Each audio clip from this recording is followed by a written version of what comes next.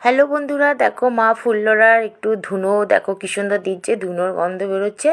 তো আমি একটু স্নান টান করেই তো আসি, তো একটু ধুনোটা আমি একটু গন্ধটা নিলাম। আমার ধুনো গন্ধ যেহেতু ভালো লাগে। আর দেখো মা ফুল্লরা মাঠে আমি চলে এসেছি।